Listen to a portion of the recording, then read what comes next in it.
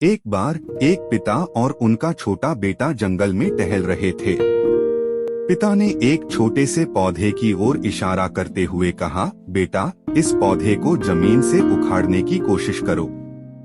लड़के ने नीचे झुककर आसानी से उस छोटे पौधे को उखाड़ लिया। वह मुस्कुराया और बोला, यह तो बहुत आसान था। फिर पिता ने एक थोड़े बड़े पेड़ की ओर इशारा किया। उन्होंने कहा, अब इसे आजमा। लड़के ने संघर्ष किया, लेकिन थोड़ी मेहनत के बाद उसने इसे उखाड़ लिया।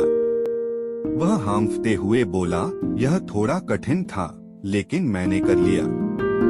इसके बाद पिता ने एक और बड़े पेड़ की ओर इशारा किया, जिसकी मोटी जड़ें मिट्टी में गहराई तक जमी हुई थीं। उन्होंने कहा, अब इसे आजमा। लड़के ने पेड़ के तने को पकड़ लिया और पूरी ताकत से खींचा, लेकिन वह हिल भी नहीं पाया। थककर उसने हार मान ली और कहा, मैं इसे नहीं कर सकता पिताजी, यह पेड़ बहुत मजबूत है।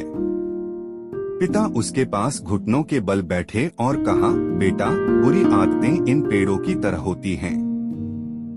जब वे छोटी होती हैं, तो उन्हें हटाना आसान होता है, लेकिन अगर तुम उन्हें बढ़ने दोगे तो वे जड़ पकड़ लेंगी और उन्हें हटाना लगभग असंभव हो जाएगा। हमेशा बुरी आदतों को तब ही खत्म कर दो जब वे छोटी हों, इससे पहले कि वे बहुत बड़ी और मजबूत हो जाएं।